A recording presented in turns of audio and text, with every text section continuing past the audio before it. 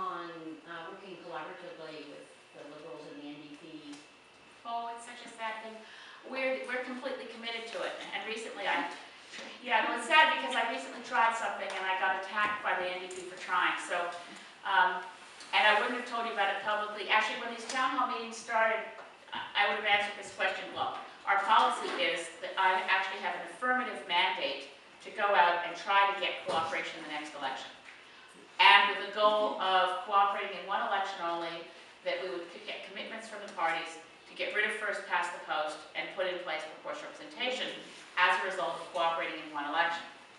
So after the by-elections were over, I made a bid to cooperate in the by-elections with the NDP before the by-elections in Dundas and Durham, Calgary, and Victoria. When the NDP said no, I didn't go to the Liberals because I knew I could probably get an agreement with them, and the problem would then be it would look like the Green Party just works with Liberals. And then we'd be put down as some kind of Liberal branch plant, which we're certainly not. So that was a by-election. I wasn't too worried because it wasn't picking a government. It feels a little bit different when you're not changing the makeup of Parliament in any substantive way. But after the by-elections, and I can tell you this now because the NDP made it all public. Otherwise, all the letters I wrote were marked personal and confidential, and I wouldn't have even told you about it. I wrote a personal letter, hard copy, to every Liberal and every New Democratic member of Parliament and to our one independent friend who was hired, and basically said, while the memory of the by-elections is still fresh in our minds, while we're getting a lot of people telling us we should cooperate, I want to say that our position is, like I just told you, one-time only cooperation, Liberals, Greens, NDP, and then we can get rid of first past the post. And then I went on to say, but it doesn't seem to me that party leadership is prepared to talk about this yet. So what about if like-minded MPs from the different parties were to get together in an ad hoc group where we could try to work through some of the harder questions, like what would cooperation look like? Would it be what Nathan Cullen proposed when he was running for NDP leader? Would it be more like, would we run maybe not against each other in just some places, or run against each other everywhere, but quietly have agreed that in certain ridings, all the Greens and all the Liberals go help an NDP candidate, and in another riding? So I just sketched out an idea.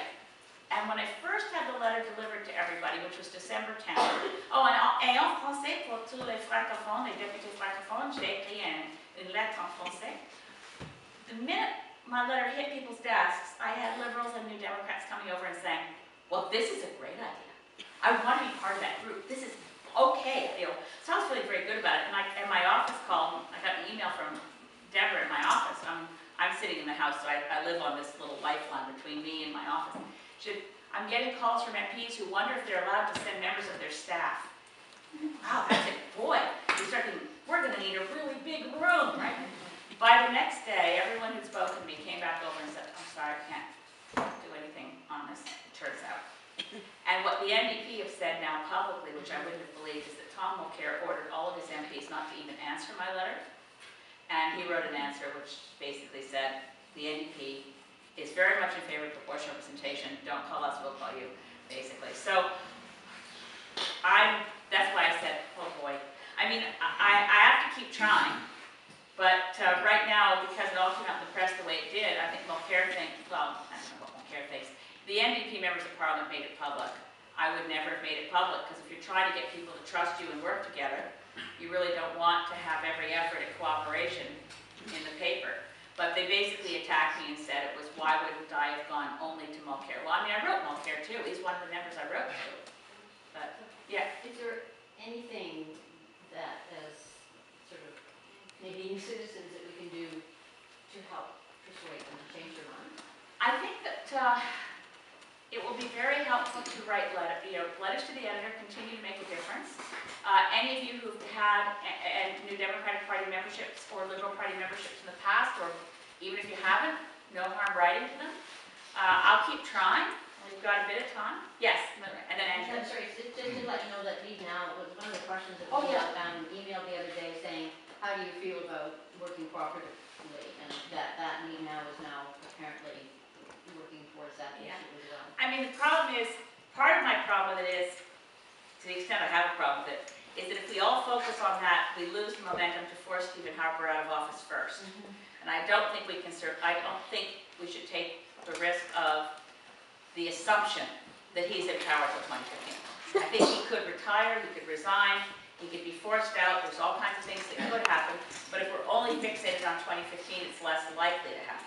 But for the other part of it, I think anything we can do to point out the obvious is that, and I don't think vote splitting is really a big deal because our bigger problem is vote abandoning. Too many people decide to stay home and not vote at all. But at least if we make that effort focused on getting rid of first past the post, then it's a constructive public policy goal. It's not even rallying around anybody but Harper. It's saying we could cooperate one time only, get rid of first past the post. And when my idea came out, not the letter that I've written, but the idea was covered in the national media. And Andrew Coyne, who's a conservative, was on the CBC panel saying, I'd vote for that because I really would like to get rid of first past the post. I'd vote for a liberal, New Democratic, Green coalition to get rid of first past the post so we wouldn't have to face it and the perverse effect it has on Canadian